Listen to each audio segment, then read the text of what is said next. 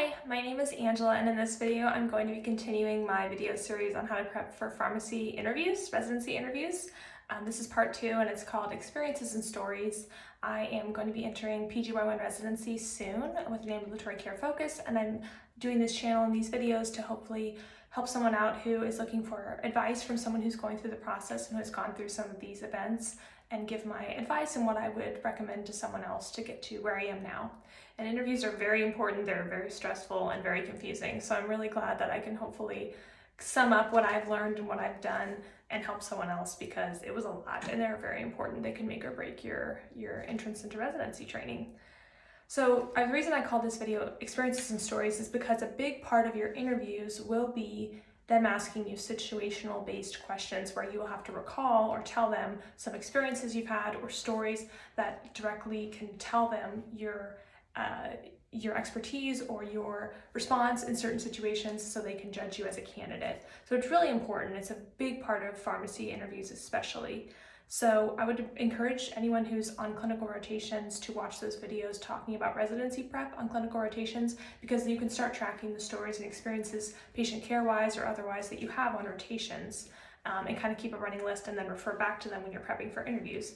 But if you don't do that, you can still kind of do the work of recalling certain areas, which I'll talk about later, that you need to have stories to connect to or talk about during interviews. These could be significant moments that you will always remember, or even those that were kind of insignificant, but you realize you could use them, either one, but they're going to be in the areas of work, school, community service, leadership, and even personal life. It doesn't have to be pharmacy specific. One of my questions on an interview was something I'm most proud of, and it has nothing to do with pharmacy. So it doesn't just have to be about pharmacy, but that's going to be the bulk of what you talk about. I would do this recollection or this collection at least by December, so that once you have your stories and you have your experiences, you can just start practicing how you're going to present them and how you're going to tell others about them for your January and your February interviews. So give yourself enough time to find enough stories and also choose out the best ones or the ones that you feel like you could really talk about.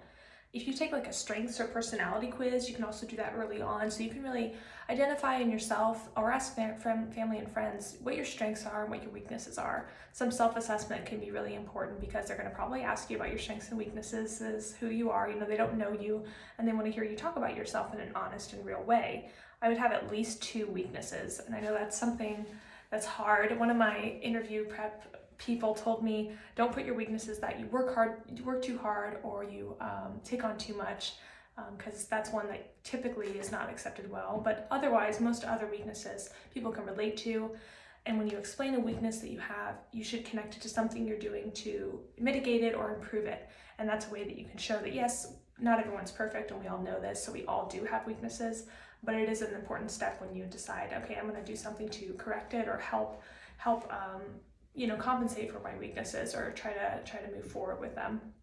That's what they really want from you, is to acknowledge that you have weaknesses and show how you're working on them. So that's kind of what you should think about in terms of how do you figure out these stories, how do you gather them, what do you need to have content-wise, and then choose the best ones. Choose the ones that you think are most pertinent and connect them to what you're going to do, hopefully, as a resident. Some stories I had that I really loved, and I just love those memories. They were great, but they weren't the best for residency interviews. So even if it's your favorite, if it doesn't speak the best about you in terms of a residency candidate, it probably shouldn't be your first choice. It shouldn't be the ones that you talk about. So think about that. Think about your end goal. I want them to see me as someone who could be really great in residency, and watch stories really pinpoint to that. If you have troubles with figuring out which ones are the best, try them out on a friend or a family member. And most likely, hopefully, a friend in a pharmacy career or pharmacy school, or a mentor or preceptor. And they can give you some advice on which stories really they can connect with, or they seem to really like. That can be something good to do. So then once you have your stories, you have your experiences, and you kind of know the best ones, how do you remember them? That's kind of a hard thing to do, I think, is I said, okay, well, I can remember the story, but how do I remember the exact points, or the points that kind of flow? When you tell a story, sometimes you can get off track and get kind of long, or you can say things in one way, and then the next time you tell it, you say it in another way. How do you be consistent? How do you remember what you want to say and how to say it? I found a really helpful blog that talked about making flashcards, which I have here, but you can kind of test yourself, and that's a way you can study for your interviews, because again, it's a brand new experience for me. Even my pharmacy jobs, I had very different interview experiences, and residency is just a different kind of game, when it comes to your interviews. So I really like this flashcard method. It worked really well for me. And it took a little bit of time, again, to collect those stories and make them in a flashcard manner. It took about 2 hours, but it was worth it because after I had that, I knew my stories that I wanted to talk about, and I could just quiz myself, okay, they want to hear about my leadership. Well, what stories do I have that I really want to talk about? Quiz myself, have the flashcard right there. You know, once I had even done enough work, then only the flashcards I really was forgetting, I got to go through those. So I love that. It took the stress off preparing for interviews, so that was really good. And then the other thing to think about, I talked about the flow of stories and how you can kind of get off track. There's a really commonly known way of telling stories called the STAR method. And so that stands for situation, task, action, and then R is either result or reflection. So you should always say what you learned at the end. The reflection is the really important part. What did you learn? What did you take away from this? What are you going to do to improve in the future and move forward? But that's a way you can kind of tell a story, and you can even use those words. Well, the situation was I was a leader in this organization. I was tasked with creating an event that would really collect our members together and get us in a common goal. So the action I took was creating an event, and then the result was this. We had a ton of people that, you know, you kind of talk about it in that way. Using the words is totally fine and probably even helpful for both you and the listener to understand where you are in the story and have it be really consistent and thought out. Some people also use the IS bar, which is another different way to even present information to a provider, where you introduce yourself, you have a situation, background assessment, and then your recommendation. But the STAR method is probably what I would tell most people to do when they're telling these kind of stories. And then, yeah, always say what you learned, and then if you can connect it again to that residency position, that would be the best thing. So in terms of that leadership example that I gave, we had a big event and it had a lot of good outcomes, and so what I'll take from this is that when I'm a resident, if I'm charged with a leadership position, even in a small way, I know that I can create an event and I can make it and something that the members care about, and it has a good outcome, and I can monitor that, measure that.